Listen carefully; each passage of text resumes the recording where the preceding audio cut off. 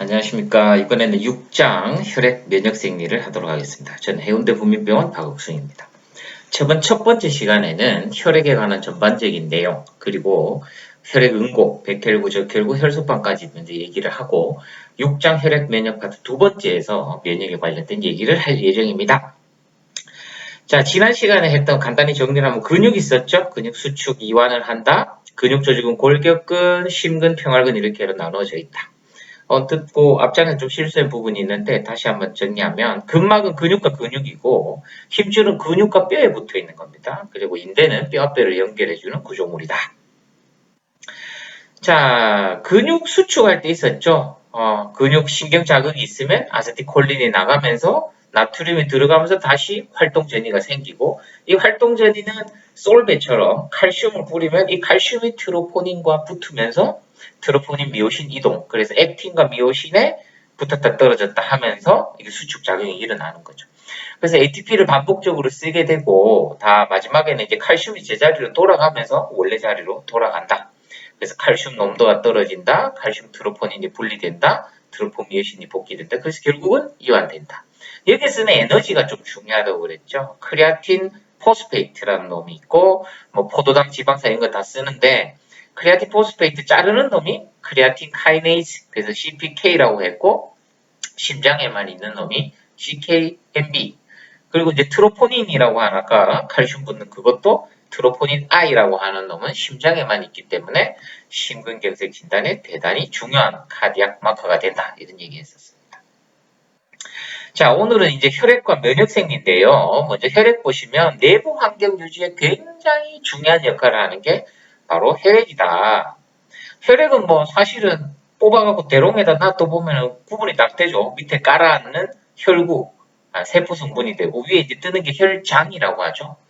그래서 곡물과 건더기 이렇게 생각하시면 됩니다. 근데 이 곡물 안에도 굉장히 많은 성분들이 있죠. 건더기 안에는 적혈구, 백혈구, 혈소판 이렇게 있고 곡물에는 무슨 물이 대부분이고 단백질부터 시작해서 여러 가지 당 뭐 이런 것들이 있다. 그래서 이런 것들을 구체적으로 전체적인 걸 살펴보고 적혈구, 백혈구, 혈소판의 기능에 대해서 살펴볼 예정입니다. 자, 이거를 제가 이렇게 어떻게 하면 좀 쉽게 빨리 갈 수 있을까 해보니까, 자, 일단 혈관은 도로라고 칩시다, 도로. 정맥혈관, 동맥혈관, 큰 혈관, 뭐 고속도로, 지방도로 이런 것처럼 큰 도로라고 보시면 되고, 그 안에 다니는 우리 혈구세포라고 하는 적혈구, 백혈구, 혈소판은 차량이라고 생각하시면 돼요, 차. 적혈구는 트럭입니다, 트럭. 트럭은 짐을 실어 나르게 되겠죠. 그래서 산소, 이산화탄소 이런 걸 실어 나르는 적혈구는 트럭이다. 그 다음에 이제 백혈구는 이렇게 생각하시면 돼요. 고속도로에 있는 경찰차 혹은 군용 차량 이런 것들, 우리 몸을 지키고 보호하는 이런 것들이라고 생각하시면 됩니다. 그리고 마지막에 이제 혈소판은 도로가 뚫렸을 때, 혈관이 뚫렸을 때 출혈이 있다가 날 때 그 도로를 보수하는 역할, 도로 보수 차량, 레카차 정도 멈추세요 하는 이런 애들이라고 생각하시면 이 전반적인 혈액 시스템을 이해하는데 아주 쉽지 않을까 생각이 됩니다. 실제 공부는 여러분이 하는 거고 어떻게 하면 이걸 간결하고 명확하게 머리에 오랫동안 기억하는 역할을 제가 한다고 생각하시면 됩니다.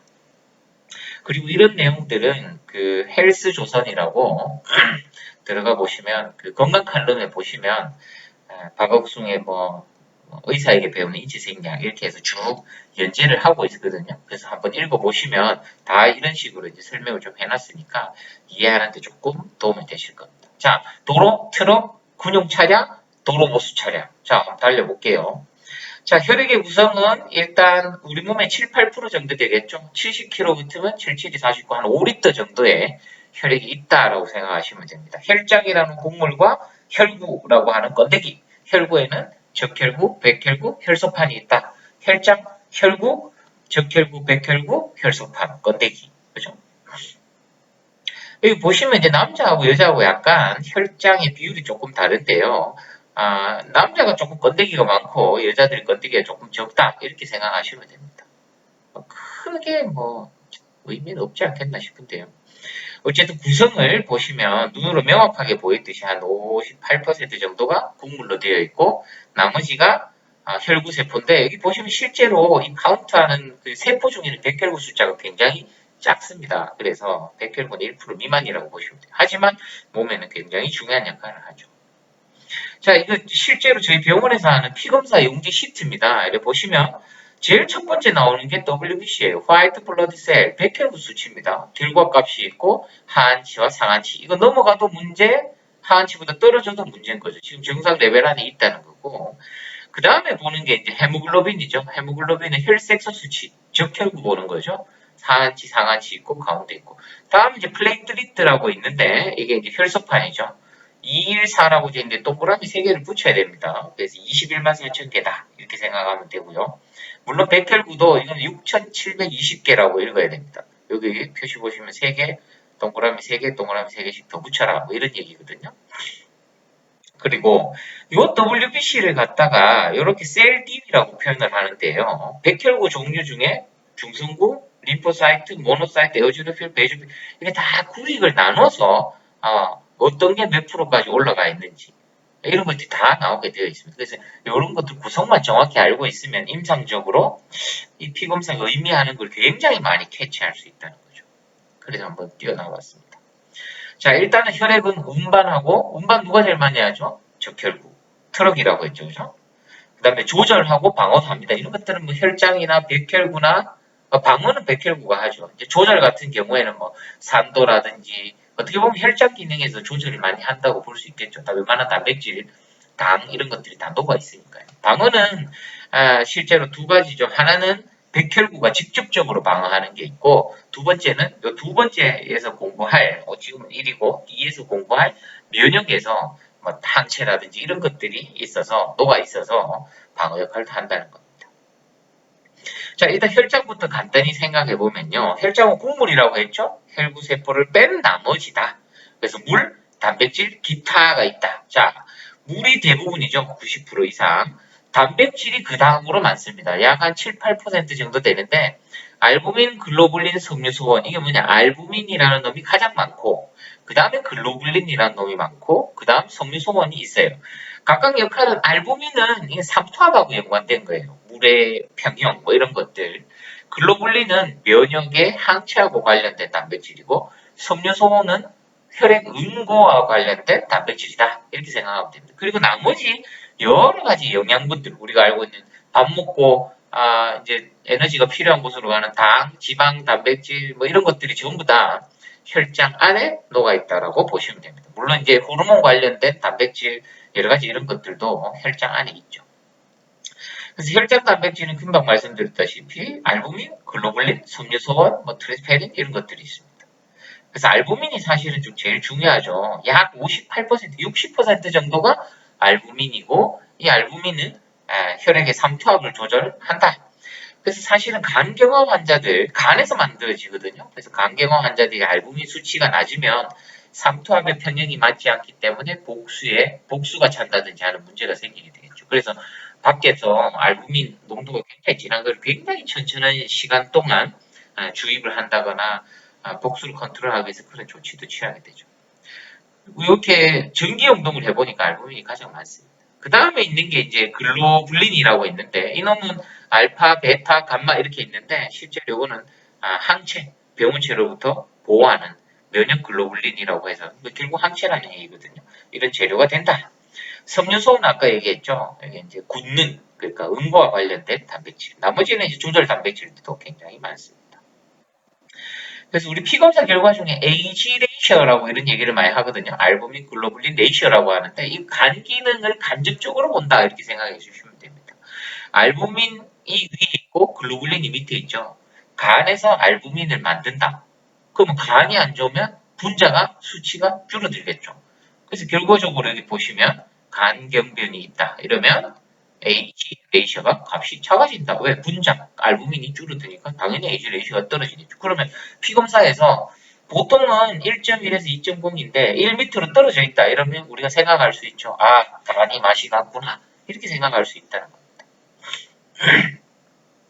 자, 그 다음에 이게 영양분을 만들고 난 다음에 그 단백질 같은 경우에는 유일하게 N이라는 질소가 있죠. 이거를 몸 밖으로 내보내기 위해서 요산, 요소, 암모니아 이런 것들이 있거든요. 이런 것들도 혈장에 녹아 있다. 그리고 크레아틴, 크레아티닌, 뭐 유리아미노산 이런 것들도 혈장 안에 있는데 여기 보시면 콩팥 질환이 있는 경우에는 크레아티닌, 간 질환이 있는 경우에는 뭐 암모니아의 혈중 수치가 굉장히 올라갈 수 있다 이런 내용들입니다. 그리고 이제 뭐 콜레스테롤, 중성지방 뭐 이런 것들도 혈장 안에 많이 녹아 있죠. 또 이제 중요한 게 혈장에 녹아 있는 당이죠. 당이 있어야 이게 에너지를 쓰죠. 당에서 ATP를 산소가 있으면 30몇 개, 산소가 없으면 2개밖에 못 만들죠. 그래서 그 얘기입니다. 정상 보면 한 70에서 110 정도 되는데 우리가 일반적으로 당뇨라고 얘기하면 8시간 쫄쫄 굶고 했을 때 126. 밥을 먹었거나 안 먹었거나 200 이상이면 당뇨라고 보시면 됩니다. 다시 한번 말씀드릴게요. 당뇨의 기준은 8시간 쫄쫄 굶고 126. 근데 밥을 먹었거나 안 먹었거나 검사했을 때 200이 넘어가면 이건 당뇨입니다. 어디에 있는 수치? 혈액 안에 있는 당의 수치. 결과적으로는 혈장 안에 있는 당 수치가 당의 농도가 그렇다는 거죠. 그래서 쭉 한번 읽어보시면 됩니다. 또 여러 가지 물질들이 있어요. 그리고 임상적으로 중요한 수치 2가지가 있는데 이게 이제 ESR과 CRP라는 게 있습니다. ESR 보시면 에리트로사이트 세디멘테이션 레이트. ESR은 적혈구가 떨어지는 속도입니다.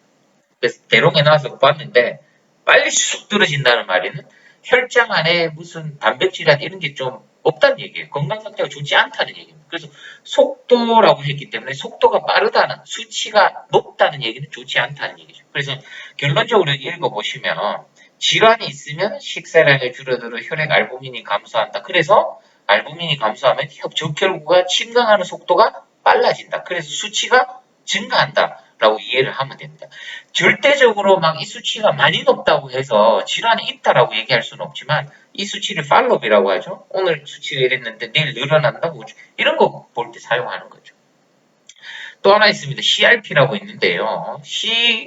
Reactive Protein이라고 CRP라고 있는데 이놈은 실제로 이거는 감염이 있는 경우입니다. 여기 보시면 스트랩토코커스 뉴모니아라는 균이죠. 균 표면에 존재하는 C 폴리사카라이드 이런과 반응하는 단백질이라는 거죠. 혈장에 있습니다. 혈장 안에 CRP가 높으면 이건 뭔가 감염이 있다. 균과 반응했다라는 얘기입니다. 그래서 수술이라든가 이런 거 해놓고 CRP 수치가 계속 올라간다는 얘기는 이건 뭔가 감염이 있다라고 이해하시면 된다는 거죠. 그래서 여기 보시면 감염성 질환이나 자가면역 질환의 진단과 경과 관찰이 이용된다. 그래서 병원에 실제로 이렇게 수치 검사를 합니다. ESR, CRP. ESR이 올라가 있다? 뭔가 상태가 좀 이상하게 돌아가는구나. 근데 CRP가 높다? 감염이 어떻게 좀 문제가 심각해질 수 있다고 이렇게 이해하시면 됩니다. 제가 두루뭉실하게 해도 조금 철석같이 알아들으시면 돼요. 책 읽어보시고.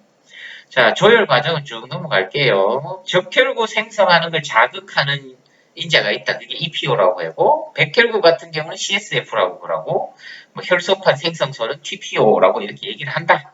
한번 쭉 읽어보시면 되고요. 이게 뭔 말이냐.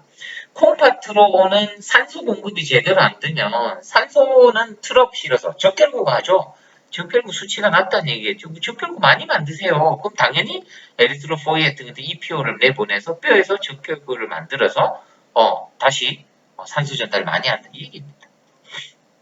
자, 지금 이제 적혈구입니다.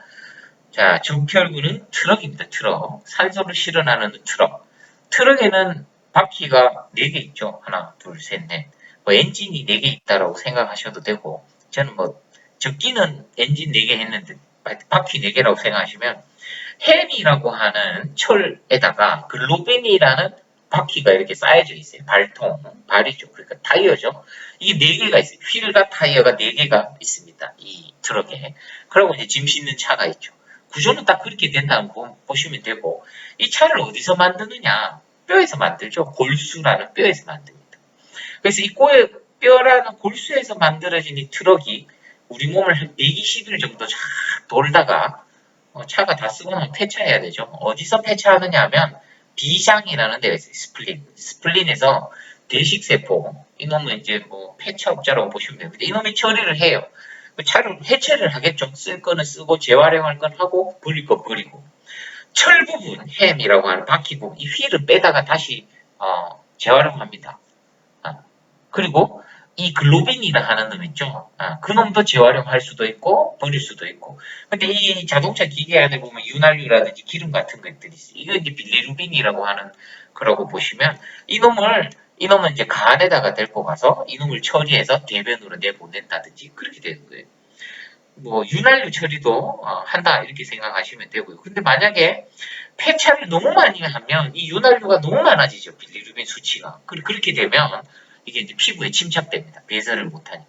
이게 황달이라는 겁니다. 그래서 이 얘기를 왜 하느냐. 황달이라는 임상적인 증상과 어디에서 왔느냐 하면 전부 다 이제 황달 이러면 얇은 지식에 간이 안 좋다 이렇게 생각하는데 첫 번째는 적혈구가 많이 부서졌다고 생각해야 된다는 거죠.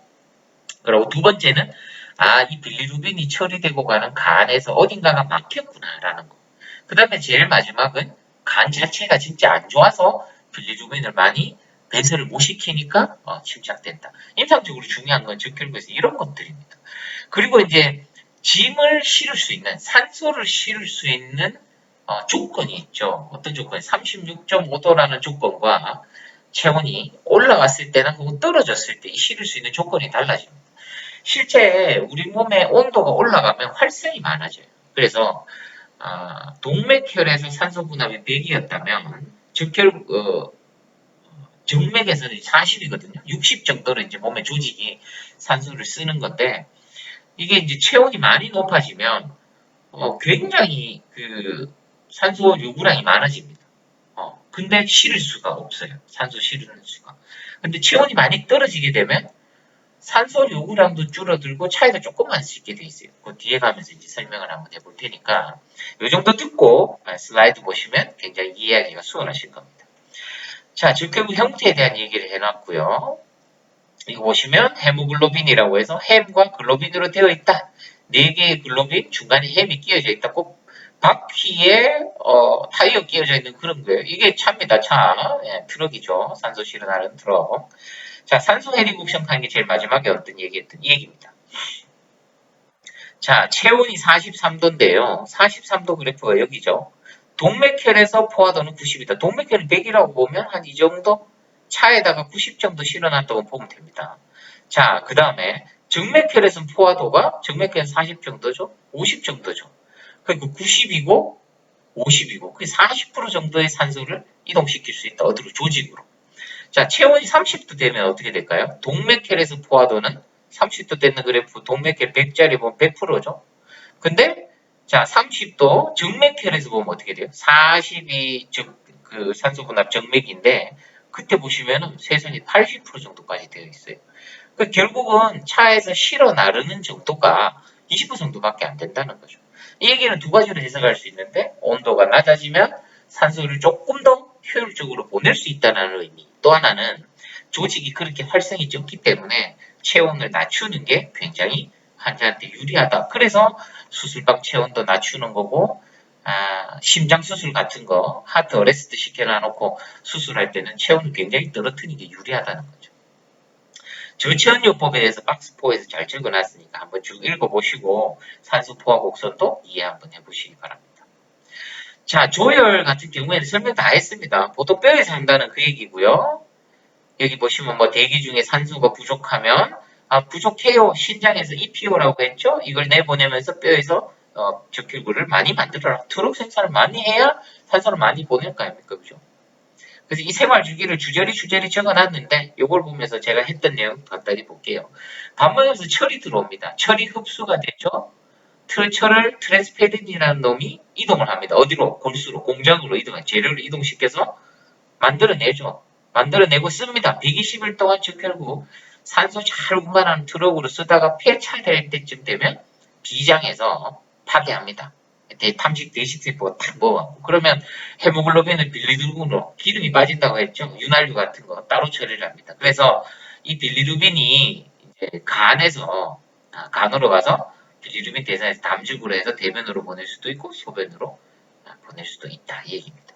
그래서 박스 5에 제가 했던 얘기 적어놨으니까 잘 한번 보시면 되고 이 빌리루빈이 실제로 황달의 유발 요인입니다. 배설이 안 되고 혈액에 떠다니면서 피부에 침착될 때 환자가 노랗게 보이는 거죠.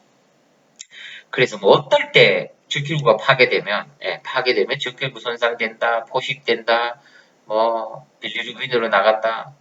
이 뒤에 보시면 적혈구 파괴 황달, 신생 황달은 엄마가 뱃속에 있을 때 엄마 혈액 아직 나왔죠. 근데 아기 혈액 안에는 엄마 혈액이 많이 있어요. 이놈은 이제 어차피 나하고 안 맞는 혈액이라면 없어져야 되죠. 그래서 비장에서 굉장히 많은 적혈구가 대사되고 나면 빌리루빈 수치가 굉장히 높아진다는 거죠.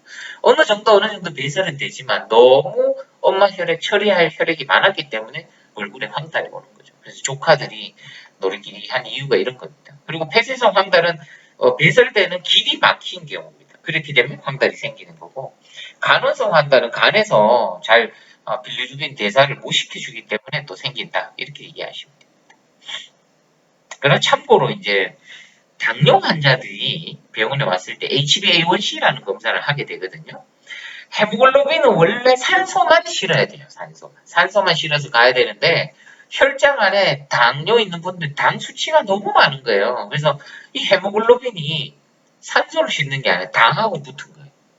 이게 여기 보시면 8주에서 12주 지났을 때 이게 나타난다는 거죠. 그래서 산소와 결합해야 하는 헤모글로빈, 하지만 널려있는 포도당과 결합하는 헤모글로빈, 두세 달 전의 행적이 나타난다. 제가 이렇게 표현했죠. 바람. HbA1c는 당과 바람 피운 헤모글로빈이다. 이렇게 생각하시면 돼요. 바로 나오지 않습니다. 두세 달 전에 게 잡힙니다. 그래서 당 조절 잘 못했던 환자들이 이거 딱 검사해보면 지금은 잘하고 선생님 잘했죠. 칭찬받으려다가 HbA1c 수치 높으면 이 두세 달 동안은 조절이 잘 되지 않았다는 얘기거든요. 그래서 이런 검사 툴도 있다는 거는 하나 알아두시면 좋을 것 같습니다. 그리고 이제 적혈구에서 빈혈이 있는데요. 빈혈도 금방 말씀드린 공장 얘기를 하면서 살펴보면 아주 간단합니다. 재생불량성 빈혈은 공장 자체의 문제다. 방사선이나 이런 것 때문에 골수가 문제가 생긴 거죠. 철결핍성 빈혈은 휠이 없네요. 재료가 없네요. 재료가 부족한 거죠. 용혈 빈혈은 뭔가 무슨 문제 때문에 차가 자꾸 파괴되어 나가는 거죠. 제품 처리의 문제. 낫절결구 빈혈은 트럭에 낫이 서 있다고 생각하면 산소를 실을 수가 없어요. 잘못 만든 겁니다. 불량품. 이렇게 생각하시면 됩니다. 그리고 악성 빈혈과 출혈 빈혈 같은 것도 이해하기가, 빈혈에 대해서 전반적으로 이해하기가 어렵지 않다고 생각합니다. 생각보다는 강의가 조금 길어지는데요. 아마 혈액은 조금 더 잘라서 해야 될 것 같고, 요 다음 시간은 응고와 관련된 얘기하고, 그 다음에 면역에 관련된 얘기로 마무리하도록 하겠습니다. 제일 마지막에 또 한번 정리하는 시간 갖도록 하겠습니다. 여기까지입니다.